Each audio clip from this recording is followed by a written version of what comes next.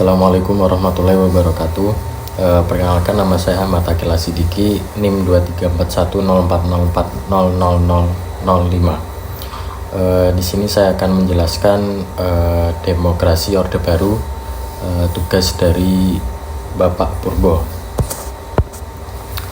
Dari tahun 1966 hingga 1998 di bawah kepemimpinan Presiden Soeharto, era ini ditandai dengan transisi dari sistem pemerintahan otoriter yang dipimpin oleh Soekarno ke sistem yang lebih terstruktur.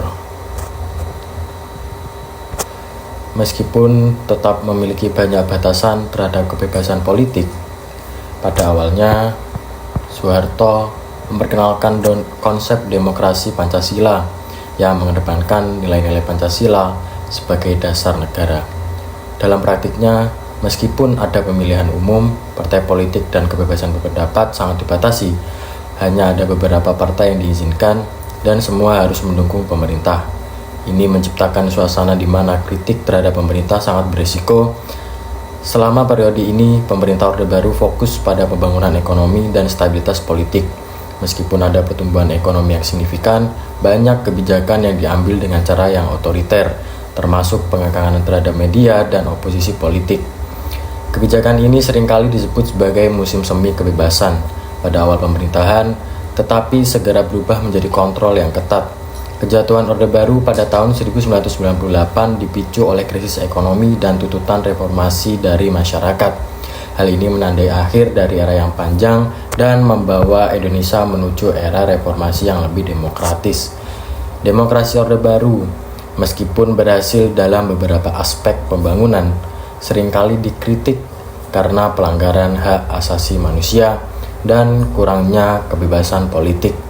Era ini menjadi pelajaran penting dalam perjalanan demokrasi Indonesia yang terus berkembang hingga saat ini. Pengantar demokrasi Orde Baru.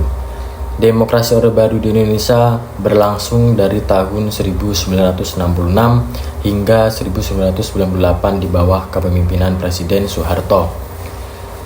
Era ini ditandai dengan transisi dari sistem pemerintahan otoriter yang dipimpin oleh Soekarno ke sistem yang lebih terstruktur. Meskipun tetap memiliki banyak batasan terhadap kebebasan politik, konsep demokrasi Pancasila. Soeharto memperkenalkan konsep demokrasi Pancasila yang mengedepankan nilai-nilai Pancasila sebagai dasar daripada negara. Dalam praktiknya, meskipun ada pemilihan umum, partai politik dan kebebasan berpendapat sangat dibatasi. Hanya ada beberapa partai yang diizinkan dan semua harus mendukung pemerintah, menciptakan suasana di mana kritik terhadap pemerintah sangat berisiko. Fokus pada pembangunan ekonomi. Pemerintah Orde Baru fokus pada pembangunan ekonomi dan stabilitas politik. Meskipun ada pertumbuhan ekonomi yang signifikan, banyak kebijakan yang diambil dengan cara yang otoriter.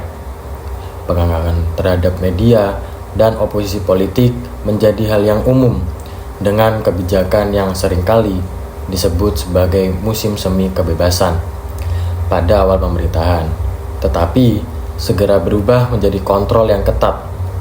Kejatuhan Orde Baru. Kejatuhan Orde Baru pada tahun 1998 dipicu oleh krisis ekonomi dan tuntutan reformasi dari masyarakat. Hal ini menandai akhir dari era yang panjang dan membawa Indonesia menuju era reformasi yang lebih demokratis. Kritik terhadap demokrasi Orde Baru. Meskipun berhasil dalam beberapa aspek pembangunan, era ini seringkali dikritik karena pelanggaran hak asasi manusia dan kurangnya kebebasan politik. Kebijakan yang otoriter dan pengekangan terhadap kebebasan sipil menciptakan ketidakpuasan di kalangan masyarakat. Kemudian yang terakhir, pelajaran dari Orde Baru. Era ini menjadi pelajaran penting dalam perjalanan demokrasi Indonesia yang terus berkembang hingga saat ini. Masyarakat belajar tentang pentingnya partisipasi politik, kebebasan berpendapat, dan perlindungan hak asasi manusia. Reformasi dan perubahan pasca Orde Baru. Setelah kejatuhan Orde Baru, Indonesia memasuki era reformasi yang membawa perubahan signifikan dalam sistem politik. Reformasi ini ditandai dengan penguatan lembaga-lembaga demokrasi, kebebasan pers, dan peningkatan partisipasi masyarakat dalam politik. Masyarakat mulai berani menyuarakan pendapat dan kritik terhadap pemerintah, yang dimana sebelumnya sangat amat dibatasi kesadaran politik masyarakat. Era Orde Baru juga meningkatkan kesadaran politik di kalangan masyarakat, meskipun dalam konteks yang terbatas. Banyak individu dan kelompok mulai menyadari pentingnya hak-hak sipil dan politik yang menjadi pendorong bagi gerakan reformasi. Kesadaran ini terus berkembang dan menjadi bagian penting dari dinamika politik Indonesia saat ini. Kemudian ada peran militer dalam politik. Militer memiliki peran yang sangat dominan dalam politik selama Orde Baru, dengan banyak pejabat militer menduduki posisi strategis dalam pemerintahan. Hal ini menciptakan hubungan yang erat antara militer dan pemerintah, di mana militer berfungsi sebagai alat untuk menjaga stabilitas dan kontrol politik. Keterlibatan militer dalam berbagai aspek kehidupan masyarakat seringkali menimbulkan ketakutan dan pengekangan terhadap kebebasan sipil. Refleksi terhadap demokrasi. Pengalaman selama Orde Baru memberikan pelajaran berharga tentang pentingnya menjaga demokrasi yang sehat dan inklusif. Masyarakat kini lebih memahami bahwa demokrasi bukan hanya tentang pemilihan umum, tetapi juga tentang perlindungan hak asasi manusia dan kebebasan berpendapat. Proses demokratisasi yang berkelanjutan menjadi tantangan bagi Indonesia untuk memastikan bahwa semua suara didengar dan dihargai. Adapun penutup daripada demokrasi Orde Baru adalah bagian penting dari sejarah Indonesia yang memberikan banyak pelajaran tentang tantangan dan peluang dalam membangun sistem politik yang demokratis.